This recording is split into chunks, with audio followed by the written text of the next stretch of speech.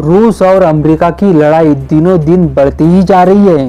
ये लड़ाई यूक्रेन से निकलकर अचानक से भारत के पड़ोसी देश बांग्लादेश पहुंच गई है। हाल ही के दिनों में बांग्लादेश में रूसी दूतावास में आधिकारिक ट्विटर अकाउंट से एक कार्टून पोस्ट किया था। इसी कार्टून के जरिए रूस ने अमेरिका को और पश्चिमी देशों को निशाना बनाया। इस कार्टून में एक बड़ी चिड़िया को पोल के ऊपर बैठा हुआ दिखाया है। उसकी बगल में अमेरिका का झंडा है, जिससे पता चलता है कि बड़ी चिड़िया का मतलब अमेरिका से है। अमेरिका के नीचे जो चिड़िया बैठी है उसे ब्रिटेन के तौर से दर्शाया गया है और उसके नीचे यूरोपीय संघ और सबसे नीचे यूक्रेन को बैठे दिखाया गया है। इस कार्टून में बताने की कोशिश की गई है कि अमेरिका, ब्रिटेन और यूरोपीय संघ सब मिलके अपनी गंदगी यूक्रेन के ऊपर फेंक रहे हैं। फिलहाल तो सबसे बड़ा सवाल ये है कि रूस और अमेरिका बांग्लादेश में क्यों भिड़ गए हैं। वैसे तो यूक्रेन जंग के बाद से ही बांग्लादेश, रूस और अमेरिका का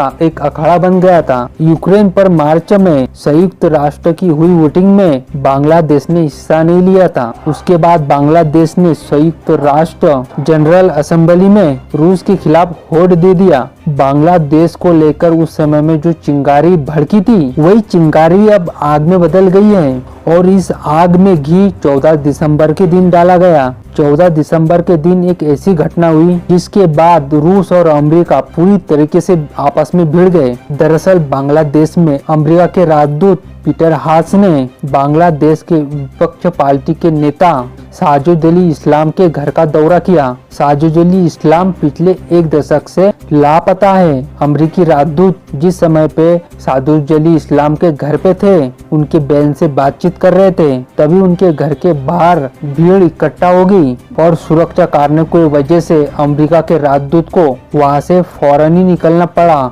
उसके बाद अमेरिका के विदेश विभाग ने बांग्लादेश के राजदूत को बुलाकर डिप्लोमेट की सुरक्षा के लिए चिंता जताई। उसी के बाद इस पूरे ही मामले में रूस की एंट्री हो गई। रूस ने अमेरिका पश्चिमी देशों पर ब्लैकमेल करने के लिए और दूसरे देशों के मामले में दखल अंदाजी करने के लिए आरोप लगाया। रूस ने ये कहा कि अमेरिका बेवजह बांग्लादेश के आंतरिक मामले में घुसने की कोशिश कर रहा है, जो बिल्कुल भी सही नहीं है। रूस के इसी बयान के बाद ढाका स्थित अमेरिका के राजदूत ने भी एक ट्वीट किया। इसी ट्वीट में अमेरिका ने भी पूछा, क्या तीसरे देश में दखल अंदाजी करने का सिद्धांत यूक्रेन पर भी लागू होता है? रूस पहले से ही जानता है कि अमेरिका बांग्लादेश में पहले से ही अपनी पकड़ मजबूत करने की कोशिश से कर रहा है। अगर भौगोलिक दृष्टि से देखा जाए कि बांग्लादेश भारत और चीन के बहुत ही करीब है, यही बात अमेरिका को आकर्षित कर रही है। इसी कारण से अमेरिका नेपाल में भी घुसने की कोशिश कर रहा है। आपको ये भी बता दें कि भारत, रूस और चीन बांग्लादेश का साथ देते हुए आए हैं।